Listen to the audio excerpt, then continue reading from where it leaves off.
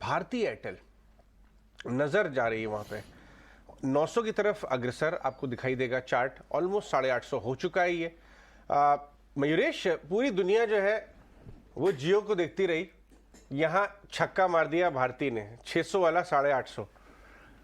कैसे देखते हैं आप? नंबर्स तो बहुत सॉलिड है, इनफैक्ट अर्निंग्स बहुत सॉलिड है। अर्निंग्स क्वालिटी बैंकिंग के बाद किसी सेक्टर में अगर अर्निंग्स क्वालिटी की सर्टेनिटी है कि दमदार अर्निंग्स रहेंगी तो वो टेलीकॉम है। कैसे देखते हैं 850 पे? एक बार 900, 950, 1000 की भी बातें हो सकती हैं क्या नेक्स्ट कुछ महीनों में?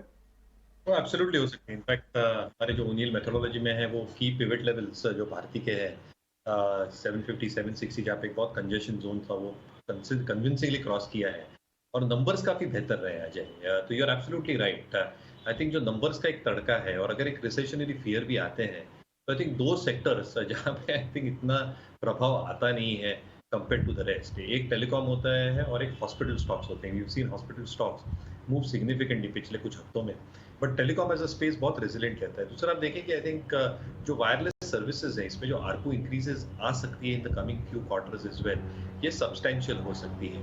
जो इनका ब्रॉडबैंड सर्विसेज और नेटवर्क जो ये फाइबर ऑप्टिक लेयर जो ले आउट कर रहे हैं और जो चेष्टा कर सकते हैं in terms of more services coming through with the price remaining the same, यहाँ कोई प्राइस कट्स नहीं आएंगे। African operations probably remaining at a very steady footing as well at this point of time. मुझे लगता है resilience in earnings will continue और वो सीधे की सीधे हमारे जो मार्केट्स में इंडिया है उसके ईपीएस स्ट्रेंथ में दिख रहा है, प्राइस स्ट्रेंथ में दिख रहा है। तो हमें लगता है आई थिंक मोमेंटम बिल्कुल बरकरार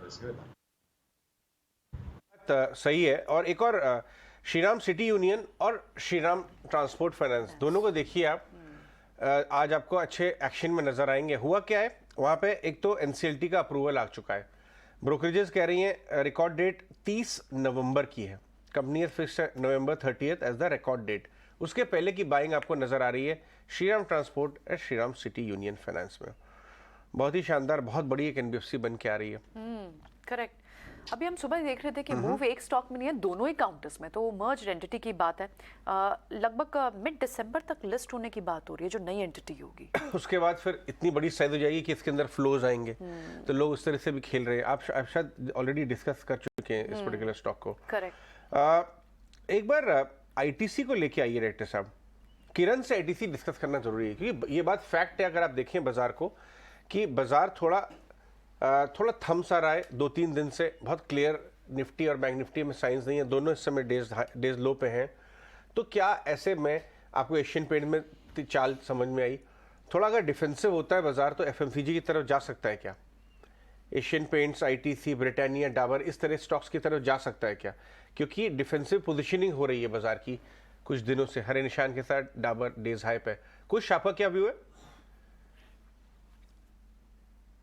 जी हाँ, देखिए मुझे ओवरऑल जो सेटअप है ऑफ द एफएमसीजी सेक्टर उतना एनकरेजिंग नहीं लग रहा है।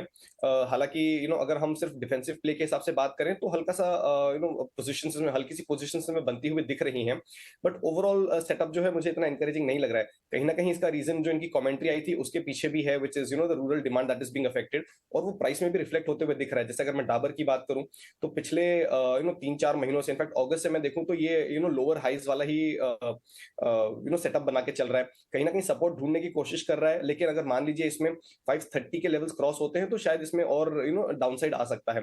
तो अगर आपको डिफेंसिव प्ले करना है तो I would suggest pharma stocks में रहिए, सिलेक्ट फार्मा स्टॉक्स में रहिए। That is still perhaps a better defensive bet rather than FMCG current setup को देखते हुए।